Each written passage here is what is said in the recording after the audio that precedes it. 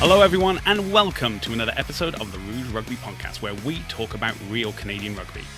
I'm Stu Hardy, joined by Jeff Robinson, and today we have another very special guest. Basically, pick a position on the rugby field, and I'm sure she can play it. She's previously played at fly half, she's played in the back row, lock most recently. And, you know, we're not the only ones that have noticed this. She's also been voted in as the 2025 World Rugby Player of the Year. And probably even more prestigiously, the 2025 Squidge Rugby Player of the Year. Ladies and gentlemen, and everyone in between, Sophie de Goede. Sophie, thank you for joining us. Hey guys, thanks so much for having me. I'm pretty excited to do this. Okay, so when we have these interviews, because we have players of many different backgrounds, we always ask, how did you get into rugby?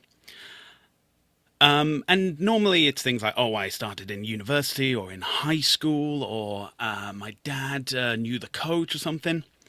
Sophie, for those of you who are not aware, can you please enlighten people as to your parents' rugby background?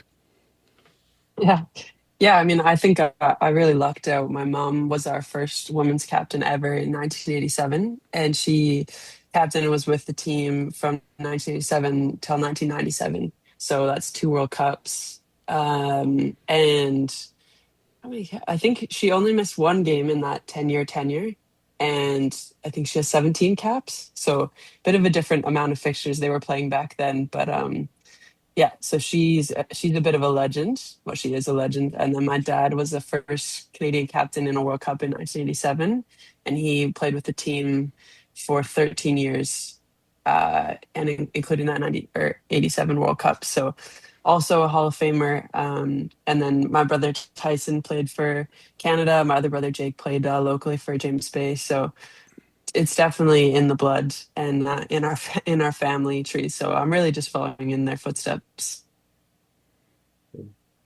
Yeah. First, I could say Happy Mother's Day to your mother. Like, Thank you. Yeah. and you probably already answered this next question, but who was a figure that was, I guess, most influential when you started playing? Yeah, it would. I mean, it would probably have to be my mom.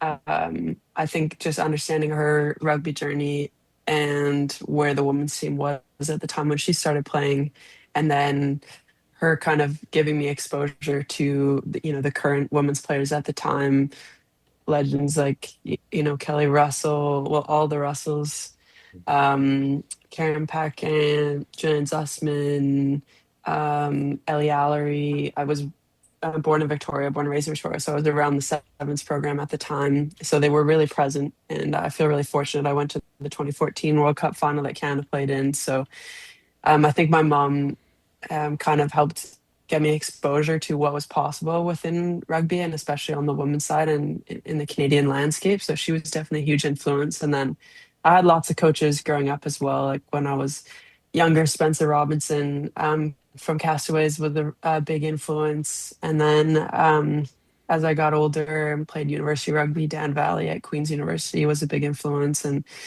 now Kevin Rouet has really helped evolve and shape the way that I see rugby. So there's been, I mean, there's too many to note and name all through the years, but probably mom's number one.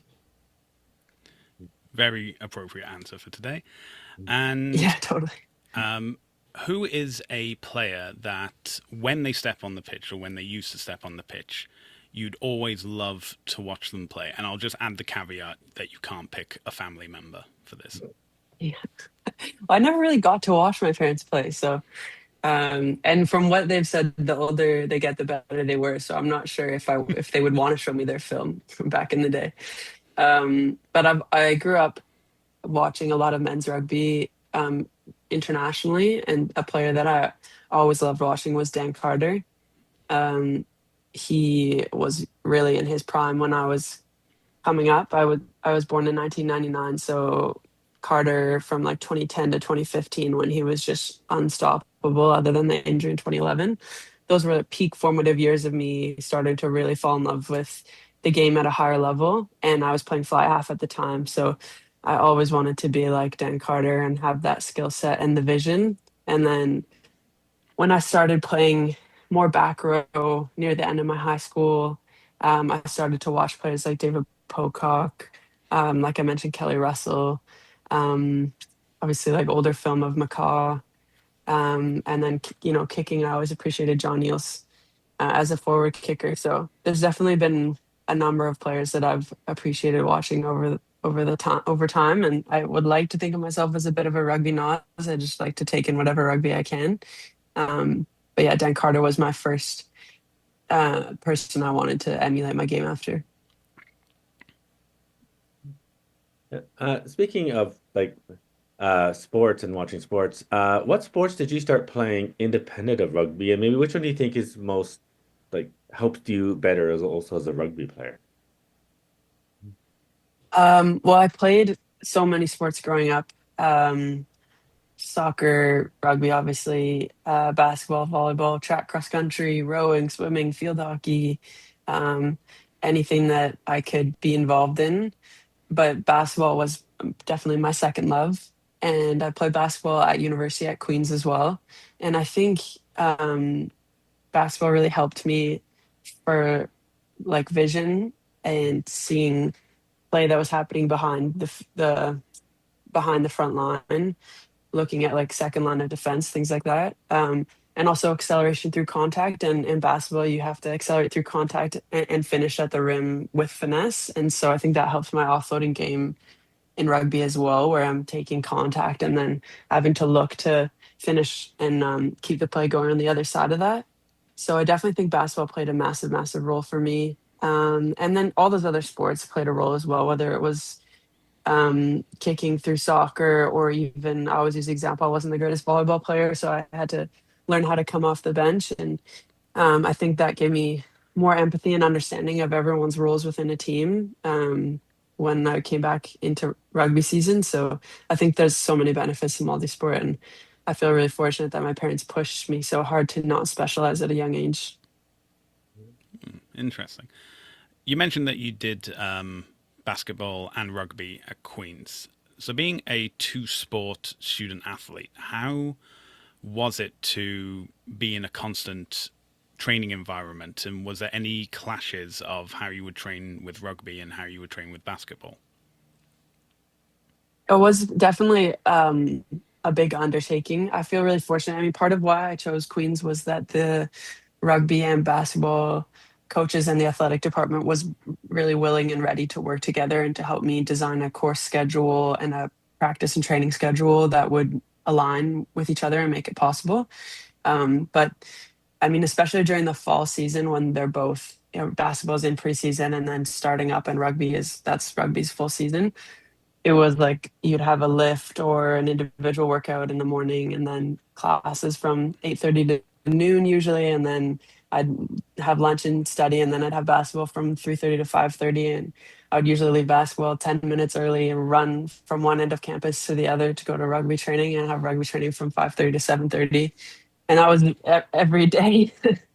Every day. And then I would play rugby on the weekends until rugby season was over. And then I was allowed to start playing basketball games. So um, it was definitely a full on undertaking, but I enjoyed both of them so much that I wouldn't have kept up with it if it hadn't have given me so much joy and so many friends from being on both teams and so many neat experiences of playing varsity sport. So I consider myself really fortunate that I was able to go to a school and to into two programs that were willing to be so flexible to give me such an incredible um, opportunity throughout the course of my university degree. Yeah. Well, speaking of joy, in Mm. 2022, you won U Sports gold for rugby and bronze in basketball. What did those Mm. achievements mean for you? Mm. Well, they were really the culmination for me of 4 years. It was a goal of mine. Part of the reason why I chose to go to Queens was that both programs were in a place where Um, they were competitive, but they weren't perennial national championship winners. And so I felt like I could really contribute to advancing the program and helping them reach places and heights that they never had before. And to be able to do that, we got close a couple years in a row, but we'd never medaled at nationals throughout my first 3 years. So to be able to do that in my fourth year, to bring Queens its first ever rugby nationals, and to get the bronze in basketball, and for both of them to be at home hosted by Queens, was a bit of a fairy tale, that would happen in my graduating year. So yeah, I just felt like it was the best way I could possibly cap off a 4 year university varsity sport career, and it's definitely one that will a year that will go down in the history for me. Wonderful to hear. I'm just going to backtrack a couple of years because during your time at Queen's, unfortunately, the COVID 19 pandemic emerged. Mhm. You moved to remote learning, and obviously, this means that the sporting seasons are effectively cancelled for, I believe, 2021 for rugby at least. But the good thing about remote learning is you don't need to be at the university to study. In fact, you don't even need to be in the continent to study it. You had the opportunity to go overseas, go to England, and play for Saracens whilst doing remote learning. Now, I can put out on a limb here that Saracens is a bit of an upgrade from university rugby. But tell us, how did that all come about? How did that opportunity present itself? And what inspired you to lace the boots up for Saracens? Yeah, well, I played age grade rugby for Canada, and on a U18 Canadian uh, team tour, we'd gone to England, and we played the England Talent Development Group, is what they called it at the time. And the coach of the TDG group for England was Alex Osterbury, and he'd just taken a job as head coach of Saracens women. And I played well in that. I think we had a 2 game series against England. And so he sent me an email afterwards and said, look, I'm coaching at Saracens. If you ever would like to come over to England and play, please let me know. I still had, I think, a year of high school, and had already accepted to go to Queens. So at the time I told him, maybe I'll talk to you in 5 years. And then 4 years later, 3.5 years later, COVID happened. So I reached out, and we had a couple Canadian players that were playing in it wasn't the PWR at the time, but I think it was Tyrrell's or Allianz League or something like that. So Delika and Emily Totosi were already over here. So I reached out to Alex and let him know that I could potentially be free for this season. And it just kind of snowballed from there. And I was able to get a visa and come over and play and keep going with my university degree. So honestly, it worked out really well. I mean, it was tough conditions being COVID, and there were different outbreaks and pauses to the season. And we had different laws to try to reduce close contact. Like, there were no scrums. So every time there was a scrum infringement, it was a free kick. Just little quirky things like that. So it was a bit of an odd season, but it was my first exposure to playing professionally. So it was definitely a step up, and I think advanced my rugby at a pretty young age, because I would have been 20 at the time. So helped me make a big leap at a young age, and then rejoin international rugby like stronger than ever. And also, I think, was probably a big part of the reason why I was able to come back in my fourth year and help Queens win the national championship, just because I'd had that exposure already. Uh, Out of curiosity, how hard is it to get a visa to like to go play in sort of like an up and coming rugby? It's it was really tough at the time, especially because it was COVID. So it was difficult to, everything was delayed. But nowadays you have to be capped to play to get the visa that we play with over here in England. So um, that's probably the biggest barrier to entry for most people. And then once you're capped, it's just about finding um, which club is willing to take you, and then whichever club you sign with, they'll sponsor your visa and the visa process. So it's honestly not too bad. We're on what's called an international sports person visa. So the biggest bummer about it is um, you can only work in rugby and sport. So we can't pick up a part-time job or whatever just to fill the time or keep the day taking long. So I work part-time for an insurance brokerage that's based in Canada. So I'm just a remote worker for a Canadian company. But yeah, we're not allowed to work for a UK company, which is a bit of a bummer, but it's all right because the rugby keeps us pretty busy. Well, it's good you have that support on both sides. Yeah. And speaking of Saracen, what was your experience at that time playing in London during lockdown? Yeah, well, I mean, there were no fans for most of the season until our semi-final game. I think the semi and the final, there were finally fans back, which was really, they were great crowds because everyone was so excited to be back in. But I was actually living in like a apartment at our coach's house, Alex, in Broadstairs, just because accommodation was part of our agreement. But then they lost a lot of the accommodation provisions that they had planned when with COVID and the kind of acceleration of the pandemic. So I ended up staying with Alex and his family about a 2 hour drive away from London. So I didn't get to spend much time in London. And the Broadstairs is a beautiful little seaside town, but because it's so small and mostly retirees and stuff, it was very, very quiet during COVID. So just went on lots of walks and bike rides along the sea, but didn't really get to experience London much. And then I came back the next year to finish my degree, and just play out my last year at Queen's, and then back to London the following year. And that's when I really actually got exposure to what it was like to live in and around London and the hustle and bustle. And it is a really fun city to be in. And so I feel pretty lucky that this is where I get to play rugby.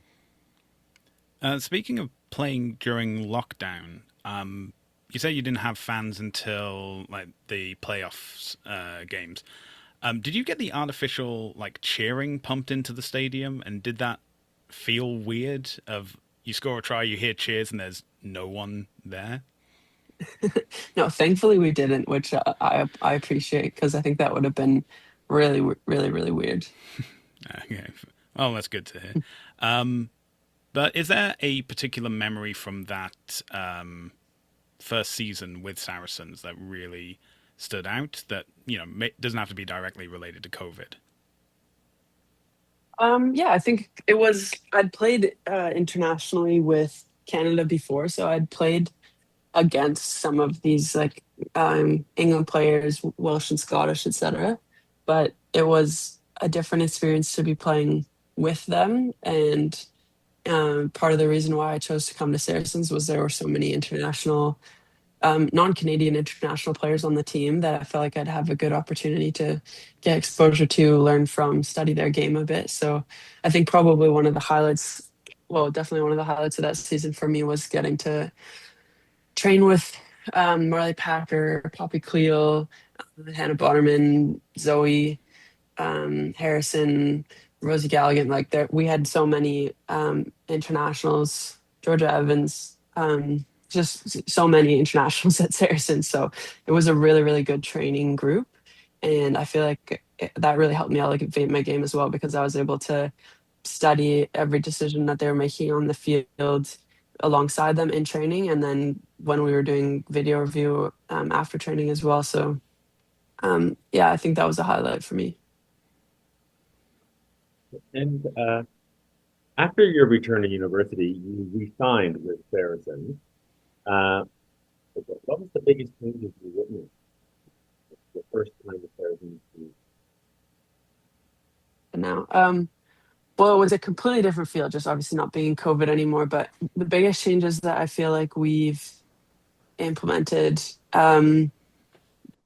we switched up our style of play a bit. I think Saracens was known for being a bit more bruising, confrontational, punchy style, and probably borrowed that style of play from the men back at the time. And then we really evolved our style to be a bit faster in the rucks, especially this year, more switching direction of play, better kicking game, and just more versatile in our attack, and still keep that, I think, physicality, Saracen's DNA on the defensive side of the ball. But I feel like we've really evolved our attacking game, and so that's been fun to be a part of because that's probably one of the areas of the game that I appreciate the most is decision making on attack and using our vision to read the game rather than just doing something prescribed. So that's been a really fun change to be a part of, and part of one of the reasons why I came back.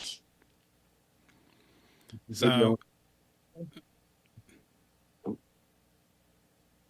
Did you get your own apartment when you resigned? No, we share an apartment here with, well, it wasn't with Alex anymore, which was probably more of a welcome change for him. But what's that? A 2 hour drive. No 2 hour drive. Yeah, big plus. But yeah, no, I live in and it's kind of like a, if it's a house, but it's that each room has its individual bathroom, which is handy because it's an 8 bedroom house. So there's seven of us Canadians that live here, and one English girl, and so it is a pretty busy happening house. But it's nice because there's such a good Canadian contingent, so it really feels like a bit of a home away from home for us. Um, but yeah, it's nice to have our own place. Nice, good to hear. Um, Speaking of being around Canadians, you got your first cap for Canada in senior colours back in 2019. Having already played at age grade, what did it feel like to wear senior colours for Canada for the first time? Yeah, I mean, it's certainly special to represent your country in any on any stage, and it was at age grade. But there's something different about getting your first cap at the senior level because that's really what you're dreaming of ever since you're little. For me, at least, I know a lot of people come into rugby a bit older, but it had been my dream to represent Canada in a rugby jersey since for literally as long as I can remember, since I knew that it existed. Um, so it was definitely the culmination of a lot of years of effort and of pressure of trying to fill my parents' footsteps, and um, yeah, just really special. And I also, my first cap was against New Zealand, so having been a fan of watching the All Blacks, it was the first time for me that I got to face the Haka in person live in front of me. So it was just a really special moment and occasion. And probably, I mean, we lost the game, so that was too bad, but it's still a day that you will appreciate for the rest of the time. And I have a cap now, and that's in a box in my house next to my mom and dad's. So um, yeah, it's definitely a day that I'll remember forever. I'm sure another special day would have been in 2022 against Italy when you played your first game at home in Langford. How did it feel to play in front of a home crowd? Really special, yeah. We hadn't played in Canada in the national women's team hadn't played in Canada in about 7 or 8 years. And it was, so I had joined the team within that time. So it was my first time playing at home, and it was literally at home for me. I'm from being from Victoria. It's just a short drive up to Langford. So it was really special because so much of my extended family was able to come to the game.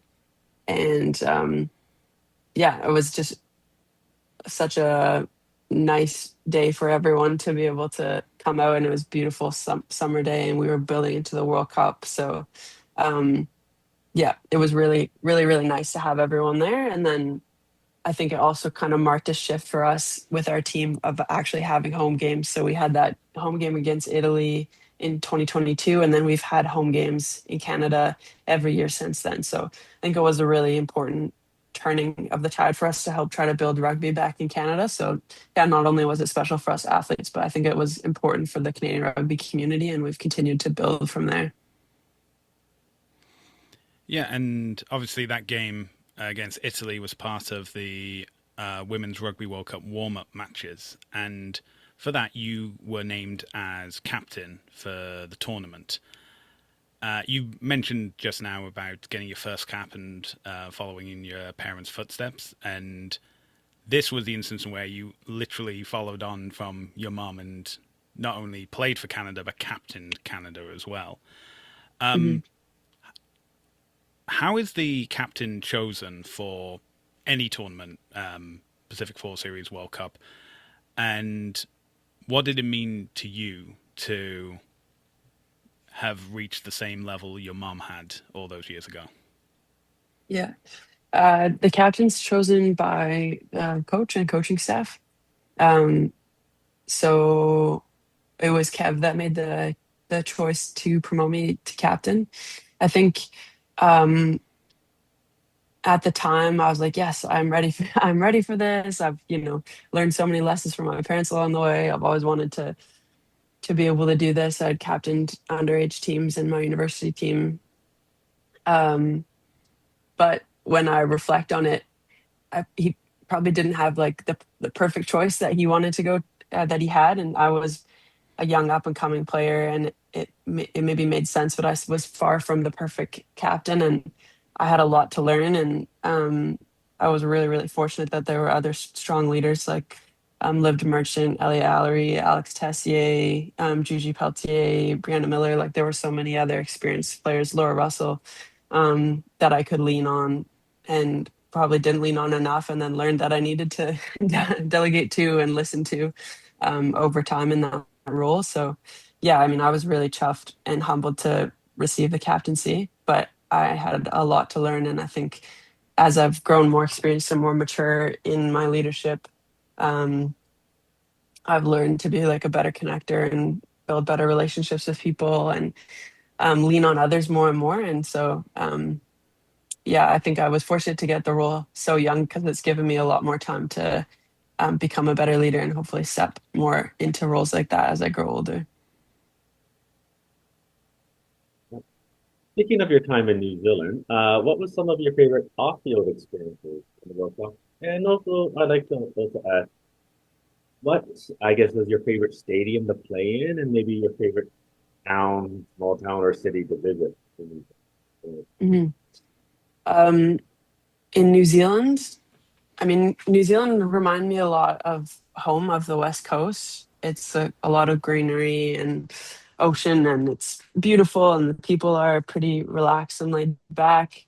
And it does kind of feel like a bit of Canada, or a bit similar to Canada. And what did I enjoy? I mean, again, being having grown up around rugby, to be able to play at Eden Park was really special. Um, so to have said I've played at Eden Park and Twickenham is they're both pretty neat things to check off. And then, I mean, Canadian legendary stadiums will be BMO Stadium this this summer, so it's pretty neat to be checking off stadiums on that stadium tour. But and then in New Zealand, one of my favorite little towns we went to Taronga, which is a beautiful town, coastal town. Really enjoyed that.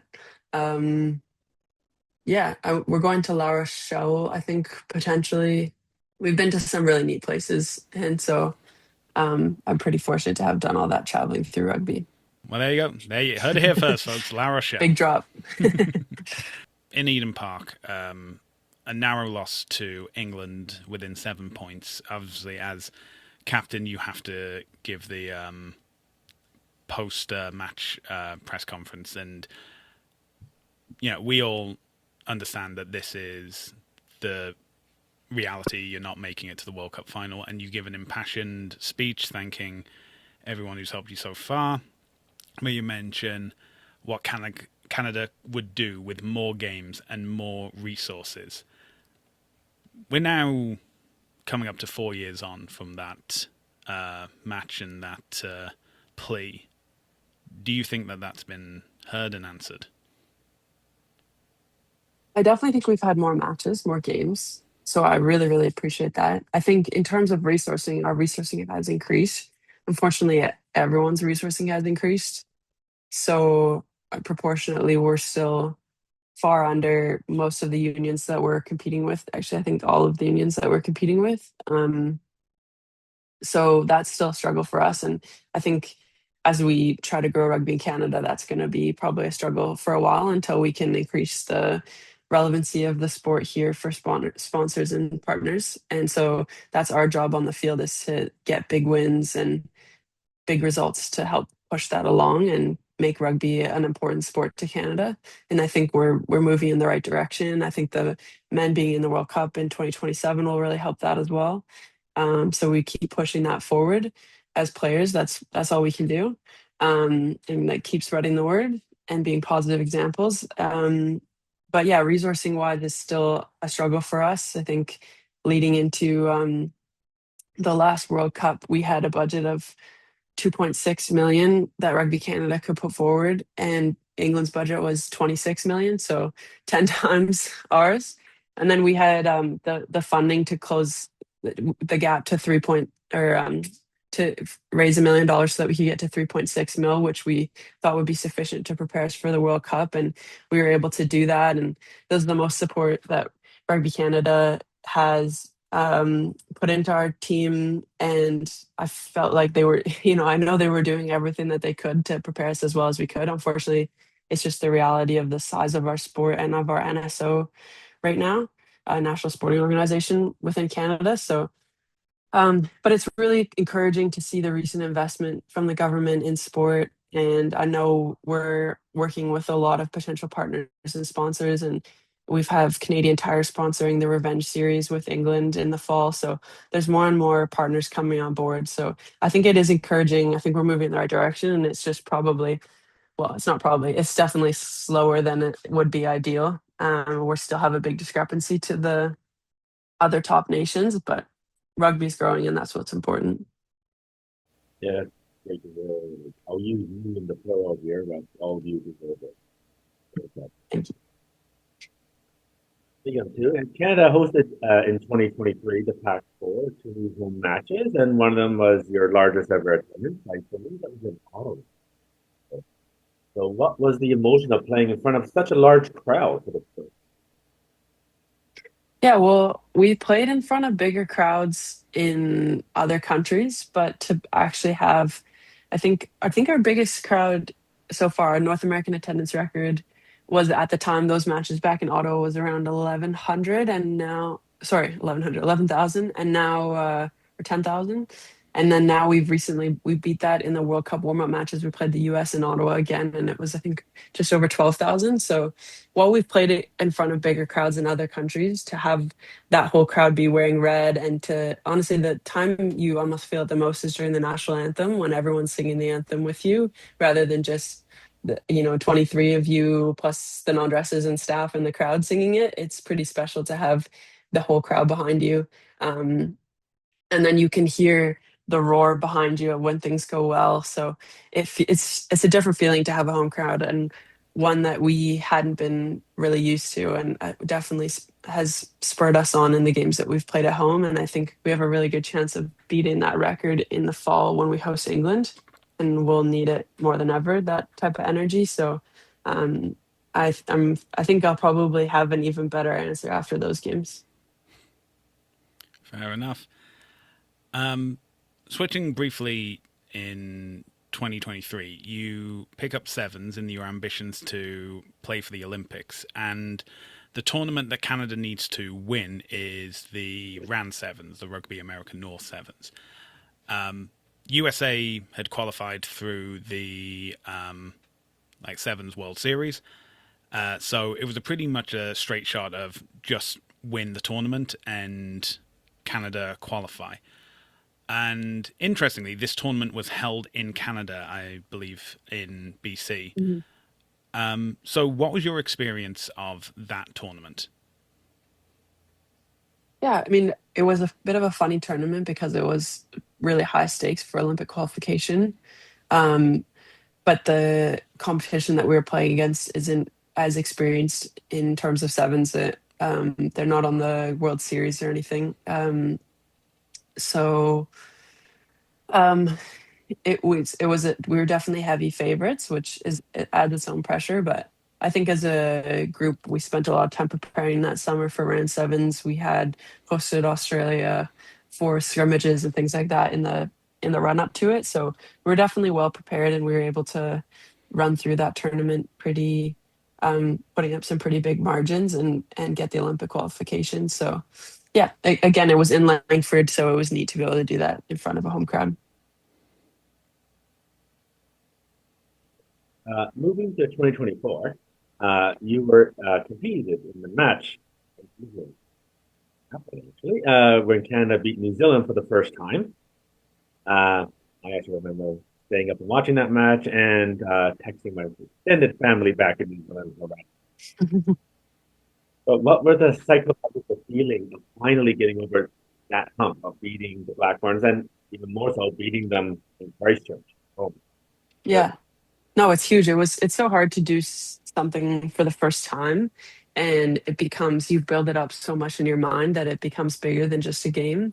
And I think probably I think what we had done in the past was build that game up so much, or certainly what I'd done was build that game up so much and put so much pressure on it every time we played New Zealand that we needed to beat them, that we were going to make history that day, that I definitely made the game feel bigger than just an 80-minute match between two international teams.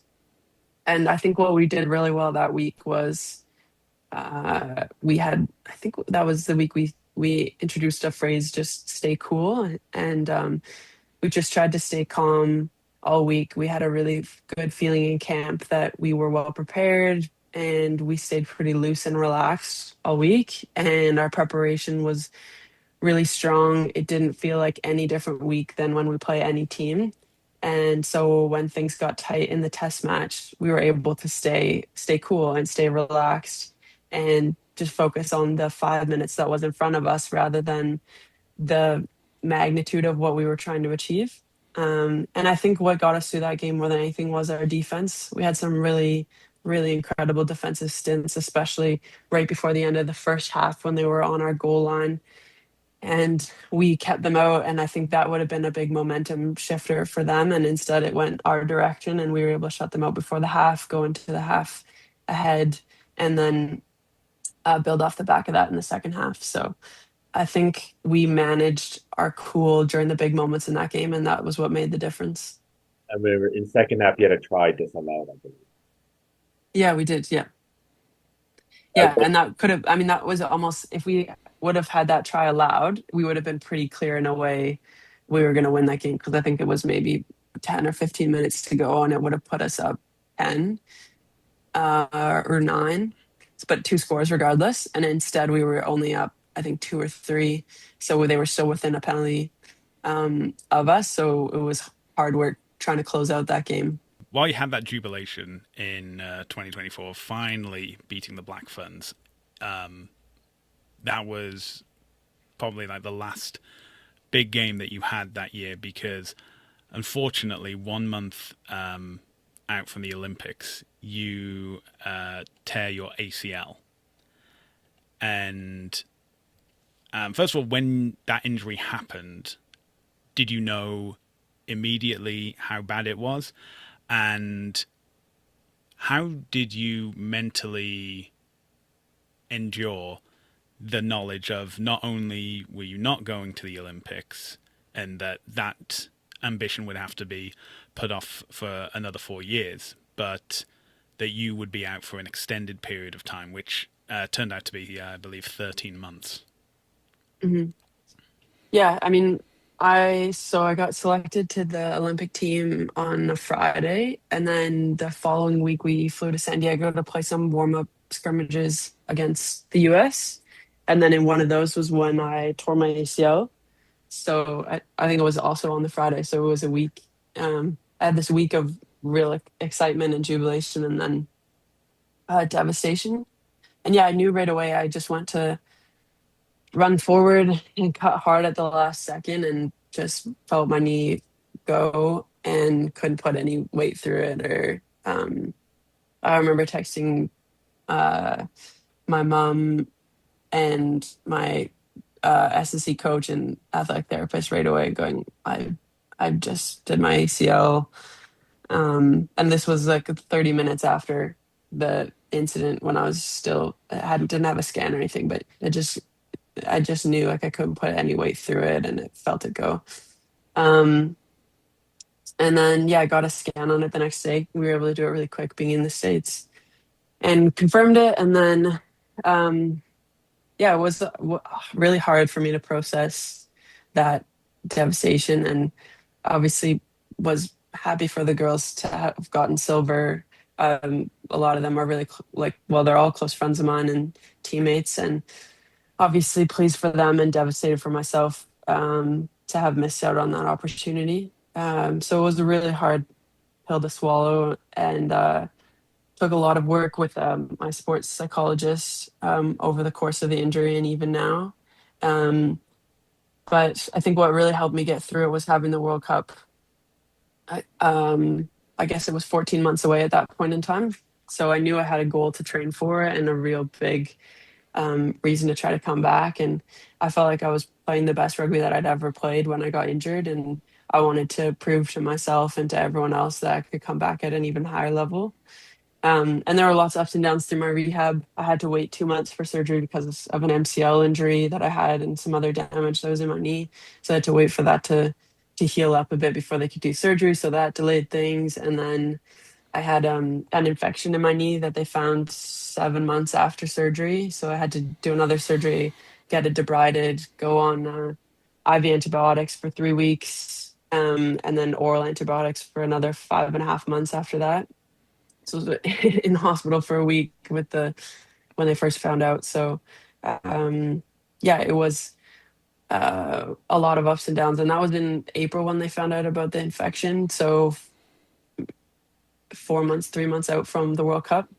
So it was really just a learning process of taking things day by day, doing what was in my control, and trying to put myself in the best possible position to return for the World Cup. So I really think having that big event at the end, having a goal, was what kept me going through rehab. Has this injury affected your playing style at all, do you think? I think it has. I think it has in a way. I've put on a lot of muscle during my rehab. Um, and then I definitely at the beginning I wasn't as confident cutting and changing directions. So I think I played with a bit of a more direct physical style, especially in carrying. Um, and now I've gotten then I had a bit of a cartilage injury that's kept me out for most of the PWR season. But now I would say in playing since the injury, I've gotten more comfortable changing directions and having a bit more of that free flowing style. But I know that I can come back to the physical carry, to the physical dominant hit. I know I've like retained that body composition that I trained for during my rehab. So I think in that way, it's helped me add another tool to my tool belt, and I know that I can bring out the physical side and just um, play that attritional style of rugby if needed. Your first game back following injury was off the bench in the surprise tour to South Africa as part of South Africa's double headers for the summer of 2025. I know you mentioned just about being uncertain about changing direction and cutting back in, but after being on the sidelines for so long, how did it feel to get back into an actual Canada 15 game? Mhm. Yeah, well, it was my first game back period because I'm being from BC. There's no club rugby going on or provincial rugby that I could join into, and I wasn't really ready either. Over the summer, I was cutting it down to the wire for me to make it to South Africa. So my first game back was an international against South Africa, which was maybe a little bit intimidating, but it felt both surreal, like when I got out on the field, and comfortable. It was. I remember running to a line out and going, "Oh my god, I can't believe I'm looking at an opposition right now." But also, I've done this a million times before, so it was kind of this combination of not feeling like I was necessarily where my feet were, but also being really comfortable in that position. So yeah, I think the first one is it was just about getting it done and getting out there and having it over with and saying that I'd returned. And then from there, I got more and more comfortable each time we played in the lead up to World Cup. Speaking of the lead up to the World Cup, after this, you had what we already just previously discussed, your largest home crowd in Ottawa. Mhm. What was that tough match to build momentum heading into that World Cup? Yeah, I think that one gave us a lot of confidence leading into World Cup. Same with the Ireland one that we played after that. Firstly, it was the last time that we played on home soil before World Cup, so it was great to connect with the community and have a lot of fans there and just have a great send off for us. And then it's always nice to beat the US as our rivals. And uh, we played well in that match, and we played well again against Ireland. And we were putting up some pretty good scores on teams. So I think it helped us build the confidence in our attacking style of play, especially as we went into World Cup. But yeah, more than that, more than anything, that Ottawa game was just a really nice send off for us from the Canadian rugby community. Nice. So, this is the second World Cup that you've attended as a athlete. Obviously, saying that you'd seen some of the games in other Mhm. World Cups. Um, it's also the biggest women's World Cup to date. So, what are some of the like big differences from when you were at the World Cup in New Zealand? What are some of the smaller ones that maybe people don't recognize? Well, one of the things that I thought was nice about the English World Cup or good or positive that they did was they moved us around a lot, and so there were a lot of different cities involved in the World Cup, and I feel like we touched a lot of different communities. Whereas when we were in New Zealand, I think for financial reasons, we were only in Whangarei and Auckland. Um, which I think I understand why they did it like that at the time, but it was great that the RFU was able to make it happen so that we could be in a lot of different places. And that was probably one of the smaller changes that people might not have recognized from the outside, but it makes a big difference for us. And it includes a lot of logistics in terms of changing hotels and packing up and unpacking. But it's worth it to be in so many different places. The quality of the tournament and the logistics was just impeccable. Um, Everything down from like the food to the accommodation for the most part. Um, and then I mean, the biggest difference would be the crowd size for every game. For all of our pool games, it was really good. Obviously, the final, almost 82,000 sold out Twickenham. At Ashton Gate in Bristol for our semifinal, I think we had, I'm not even sure how many fans we had, but the energy was just incredible around the whole tournament. You could feel it was really taking over the country. And so, um, yeah, I just felt like New Zealand was a really important step. I mean, they had 45 or 48,000 at the final in New Zealand, which was a huge record. And then England just took it to a whole nother level. So I'm excited to see what happens in Australia in 4 years' time or 3 years' time, I guess now. Yeah, but not back to follow Australia. Yeah, I know it's going to be tough for them. Speaking of the Women's Rugby World Cup, Canada is a little bit famous for their style of play, especially on offense. Give another shout out to Squid Rugby, who did an excellent video about that. But Mhm. how were you able to balance the fast style of play without giving too much away? Yeah, I think the fast I'll play the ruck speed. Um, a lot of teams get fast ruck speed by being prescribed. And so everyone knows what they're doing and everyone's in their roles. And so they're able to move the ball really quickly. I think what sets us apart with our ruck speed is it's unprescribed. And that's what makes it so hard for oppositions to defend is not only are they having to reset quickly because the ruck speed is fast, but they're having to cover a myriad of different pictures. It could be someone going through the grabbing around the ruck. It could be two or three players sniping within 2 to 3 meters of the ruck on either side. It could be a ball to first receiver and a cross kick. It could be just your classic pod carry. It could be reversing back to the blind side, whether it's forwards or backs back there. One of the things that I think we do really well as a team is everyone has the skill sets to play rugby and also the vision to see what's on. So even if it's a forward at first receiver on the blind side, that doesn't necessarily mean you're just going to get a carry or a tip pass. You could still get a bridge to the winger. So, or even a kick sometimes. So, um, I think that's what makes our style of play so special is yes, the ruck speed is fast, but it's not coming from prescribed style of play. It's coming from really unpredictable setup. So it's very difficult for teams to defend. Um, and that's why I think we were able to get so much success on the attacking side of the ball throughout World Cup. And now we got to figure out how we want to evolve our game over the next 4 years because teams continue to catch up and to change their own game and to change their styles of defense. So we have to keep trying to evolve. And I think Kevin is I don't know if you guys have spoken to Kevin at all, but he's a really good he's got a great mind for the game. And so I feel like we're in good hands.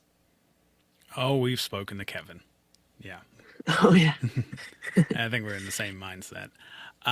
Yeah. Okay, so the semi-final against the Black Ferns. I think many consider it the game of the tournament and potentially also like the match of the year as well.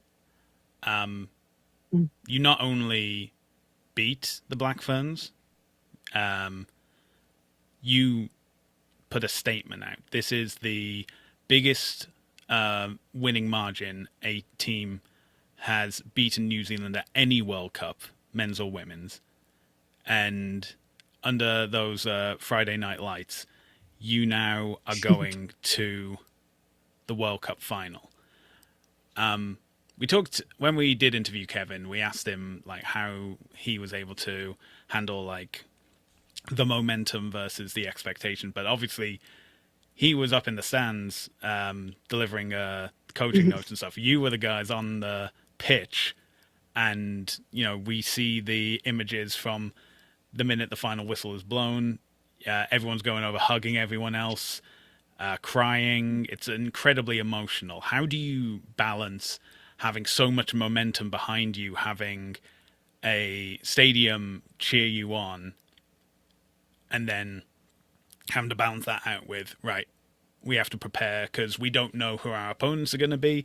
It's Mhm. it's predicted it's going to be England, but you know anything can happen. And Mhm. how do you, you know, express your emotions, but then get back on to like training and focus and making headway to what you got to do next? Mhm. I think part of it is probably the mindset going into that game. Definitely, our mindset was this is a semifinal; it's not a final. So um, there's still work to be done on the other end of that, and we were really clear on that. And um, very much our goal was to win the World Cup, and you don't do that in the semifinal. However, it's also important to take it one game at a time. And for none of us, Karen, Tyson, and Liv had been at the 2014 World Cup, but for the rest of us, it was the first time that we were going to be playing in a World Cup final that we'd won in the semi. So there's definitely emotion just in being able to reach the final, even though we knew that our job wasn't done yet, which is probably what you saw at the end of that game. I think there's just, I mean, and there's obviously a lot of nerves playing a World Cup final too. So what you see at the end of the game, sorry, a lot of nerves playing in a World Cup semifinal in a World Cup period, but especially in a World Cup semifinal against six-time champions. So um, what you see at the end of the game is probably more just um, a bit of relief than it is celebration necessarily. It's like, okay, we got that job done. And then we were ready to move forward to the next one. I think that's what's so disappointing. I think about the World Cup still for me is we played such a great game, and I appreciate everyone saying it was one of the greatest games they've watched. But then we didn't follow it up in the final, and so that's frustrating for us, and that's a big learning and a big review piece for us moving forward into 2029 is how do we perform better on the biggest stage. We were almost there, like on the second biggest stage you could possibly imagine.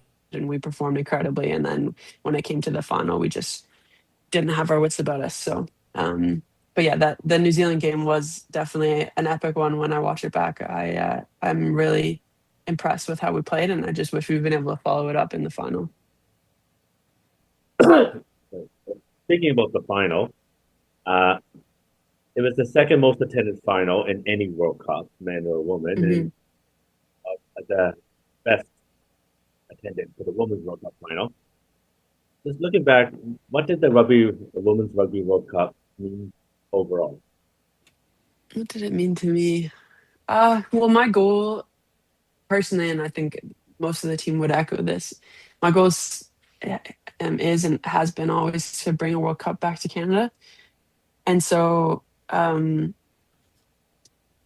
that's what the World Cup means to me. It's an opportunity to achieve that goal and to put Canada on the map in the rugby world and to put rugby on the map in Canada. And unfortunately, we fell short of that. The experience of being at World Cup was incredible. I do think that like we achieved that in some respect. I think we certainly put Canada on the map in the rugby world with that semi-final win, with the style of play that we had, with the run of form that we had throughout the tournament. I think the rugby world became more aware of the Canadian woman and what a threat we were and what an innovative style of play we have. And I know that back home, there was a lot of momentum and excitement behind the World Cup. There were people watching rugby that hadn't watched rugby before. It was playing in pubs where rugby has never played before. So I think in that respect, we did help Canada um, achieve relevancy in the rugby world or maintain relevancy in the rugby world. And we did certainly grow rugby back home in Canada. We didn't achieve the ultimate goal of winning the World Cup. And so that's still out there for us to go chase after. But that's what playing in a World Cup means to me. Speaking of the World Cup final, which unfortunately was a loss for Canada, but during that time they announced the Women's World Player of the Year, and it's you. So you go up, you get your award, you walk off, and then we've seen the photos and videos of your teammates hoisting you up on your shoulders. That has got to be Mhm. a severe emotional whiplash of, as you Yeah. said, your team goal is to bring the World Cup back to Canada, and we've seen in your on Instagram, you've posted that in your recovery journal. The one thing that you wanted to do was show that, prove to the world that you are the World Player of the Year. You come back from injury, you play a few warm up games, the tournament. You don't win the tournament, unfortunately, but your performance had been deemed so impressive that you didn't even play the Pacific Four series, and yes, people are saying like this is the World Player of the Year. How did you balance that? Was there and I don't mean to put this in like a negative connotation, is there like a bit of guilt that you feel because it's like we didn't win, but I got this, and so you have to be both happy and sad at the same time? Yeah. I mean, I was definitely just feeling, uh, I think I was probably numb more than anything at the time. I really didn't expect us to lose that game. And so I was like, just in a bit of a whirlwind of I can't believe this just happened. It feels like a bit of a nightmare. And then was told that I was receiving the player of the year to go up on stage. Um, so I wasn't even really where my boots were. I definitely wasn't processing that moment at all. Um, and I feel really fortunate that I have such a great team, and they hoisted me up and tried to give me a moment, even when they were all in their own nightmares of I can't believe we just lost this final. They still celebrated me. So I think that's just rugby for you. That's what that's what rugby teams are. It's always about celebrating each other. So I'm really grateful to the team. They were the ones that put me in that position to win that award as well. So it's definitely it's an individual award, but it's certainly on the backs of others. But yeah, I would trade the award for a World Cup trophy in a second. I would have on the spot then, and I would still now. Um, that said, it is a huge honor to receive the award. It has been a goal of mine for a long time to be the best player in the world, whether you get the actual World Player of the Year nod or not. But to just know that you're the best player, I probably didn't expect to receive the. Well, I definitely didn't expect to receive the award that year, given everything. If you told me 6 weeks prior to World Cup when I was like still getting over the infection, that I would be receiving that award, I would have called you crazy. So I think it was really special for me to get it that year out of all the years, and a real testament to the rehab process and the team that I had around me in rehab, my SSC coach, our physio, my sports psych, my family, my partner, everything. There was a whole team that helped me return to that form. So yeah, it's definitely something that I'm proud of, but it was the weirdest circumstances to receive it in. um, yeah. Well, I guess changing course a bit here then. It Mm. came after the World Cup, but we found out about it, I believe, during or just before. But what was your experience going on Dragon's Den? Yeah, it was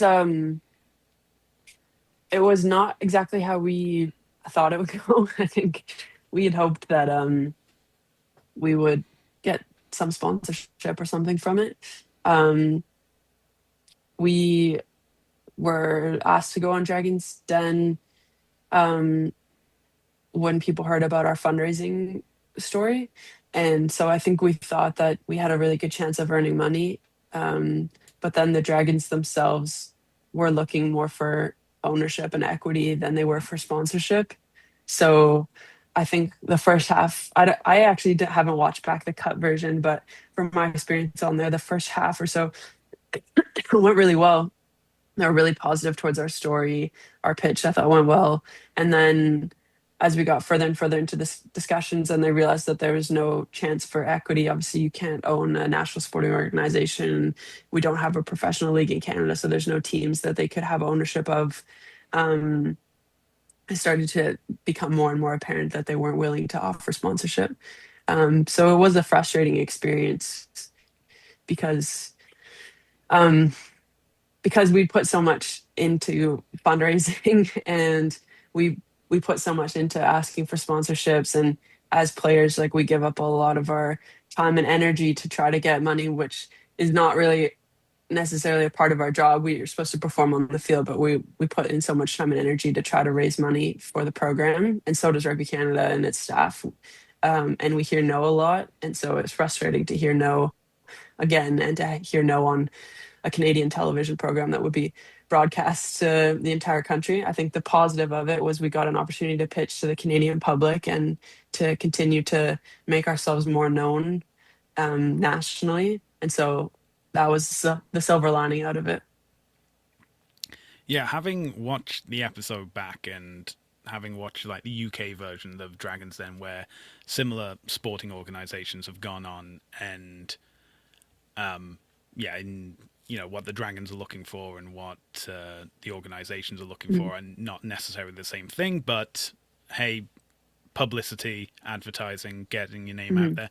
One one thing I did find kind of cruel was they kept saying like, "Oh yeah, you guys are at the Olympics," and then they would cut to you, and I was like, "Oh, that's not fair. That's just mean." Um, Yeah, I think there's still confusion in Canada about the difference between sevens and 15s, and yeah, I didn't watch the cut version, but the nice thing is that we have this whole one squad philosophy now. So there are a lot of us that play across sevens and 15s. So mm. I feel like we can kind of represent both interests, but yeah, that's funny. And so we move on back to London, back to Saracens, because Saracens women have qualified for this year's PWR playoffs, with 2 games to spare. They are also confirmed to be having a home semi-final as well. The points difference Mhm. ensures that. How do you feel the season has gone, and which team would you prefer to face in the semi-finals? I think this PWR season has been really competitive. I think there's like uh, 3 or 4 teams that are numerically, or mathematically have a chance at getting that fourth seed in the playoffs. So um, it's been really competitive for the most part, top to bottom. Um, and who would I like to play best? I think it's pretty much guaranteed or likely that we'll play Exeter, which is really fun because we have a few Canadian teammates on Exeter. That's our second biggest Canadian contingent on any club in the PWR, so it's kind of a fun matchup for us to be able to play against them. Um, and I haven't got to play much this year because I had to get a flush on my knee after the World Cup. So I'm just excited to get back to playing. We have 2 league games left, and then we have the semis and the finals. So yeah, just excited to get back out there for series, and the fact that we have a home playoff game, so we get to do it at StoneX with our supporters is massive, and that we secured that so early on gives us a lot of time to prepare. And as I said, I would imagine it'll be extra, and I'd be excited to match up against the other Canadians. Moving back to the national team, the Rugby Rematch Tour has been announced. Interesting name. Mhm. Uh, between Canada and England, and the matches will be in Toronto and in Ottawa this October. Well, the last time Canada played in the GTA was in 2011 in Oakville.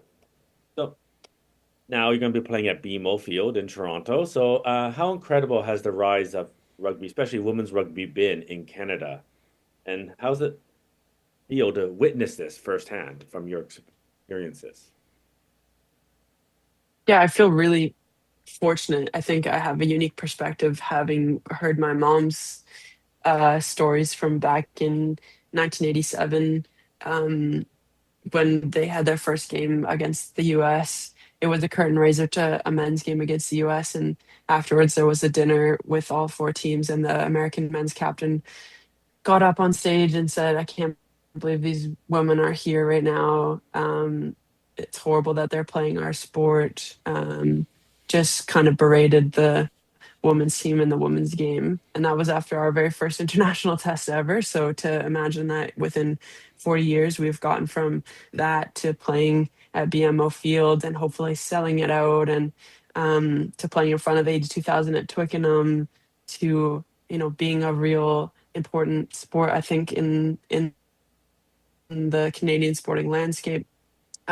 It's just incredible to have that perspective. And especially recently, over the past 10 years, rugby and women's rugby in particular has really taken off. So I feel really fortunate to just be playing in this era and to hopefully have a positive influence on the next 10 years and the next generation, so that there are less people that are, or there are more people that are able to do this as a full-time profession. I think that's a realistic goal for young girls now, and it wasn't when I was growing up. So I think I feel really fortunate to be playing this era. We're looking to the future now. We've obviously got the WXV Global Series coming up. Canada are playing games in Scotland, England, and France, and then we have the Rematch Tour. But looking a bit further afield, and I feel you've already touched upon this previously, what are your personal rugby goals, both at club and at international level? Yeah, I would love to win at club level. I'd love to win a PWR championship. I haven't won one yet with Saracens in the 2 years that I've played here. This is my third year, so I'd love to bring home a championship. And Gloucester Hartbury's won 3 years in a row, so no one wants to have someone win a four-peat. That's crazy. So I'd like to disrupt that celebration and get a trophy ourselves. And then obviously I want Canada to win a World Cup, as I said earlier. And for us to be, I think women's rugby is at this really interesting tipping point where it's becoming professional, just as the men's game did back in the 90s. And I mean, our men were in a quarterfinal in 95, I think, 95 or 91. Mm. 91. And then the game went professional, and we've struggled since on the men's side. I think we're building, and I'm excited to see where the men go from here. I think they have a good opportunity to start pushing back up in the world rankings, but I know it's been a tough decade or so, or two for them. And I am concerned that, like, yeah, as the women's game becomes professional, we're going to have to navigate that as well on the women's side. So I think where I would hope that we can go as a Canadian team is that we can come from, I think we're third in the world right now because we lost to the Black Ferns, unfortunately, during Pac 4. So that we could keep pushing that status to number one in the world rather than sliding down as professionalism happens. And I think with sponsorship and partnership from Canadian businesses, with this increased government funding, with the support that I know we always have from Rugby Canada, and with the players and staff that we have that are really committed to our team, I think that's possible. So yeah, that's where I'd like to go, is that we can win a World Cup, that we can actually really excel and push forward in this professional era. And yeah, for myself, that would be incredible. Yeah, and I think we can speak for all Canadian rugby fans when we say that we hope to see those ambitions reached, and Mhm. you know, wishing you all the best with the rest of the PWR season, and looking forward to cheering you on later this year in the WXV Global Series. Thank you so much. Yeah, definitely the support of the Canadian rugby community plays a massive part in what we're able to do, and will continue to play a massive part in pushing us forward over the next coming years. Indeed. And for anyone wondering, the PWR series will continue following the Women's Six Nations, and Canadians can watch those games on YouTube. You can also watch Super Rugby Pacific and Japanese League One, as well as MLR games on Premier Sports. You can watch the Prem on Sportsnet and URC on urc.tv. And if you enjoyed this episode, be sure to check out more, as well as our written pieces on our website, rougerugby.ca. You can also find our podcast on Spotify and YouTube, as well as finding us across social media, including Facebook, Twitter, Instagram, TikTok, Threads, and Blue Sky, all at the Rouge Rugby. Sophie, where can people find you on social media? I'm on Instagram. My Instagram handle is Sophie, SOPHIEDEG. So the first 3 letters of my last name. Sophie Deg on Instagram, and that's the best place to reach me. And Jeff, where can people find you on social media? You can find me on X at WP Rugby Jeff. And you can find me across social media at Hardman, spelled H4RDMAN. And that is where we're going to end this episode. Sophie, thank you so much for joining us. Jeff, thank you for joining me. And thank you all for joining us for another episode of the Rouge Rugby Podcast, where we talk about real Canadian rugby.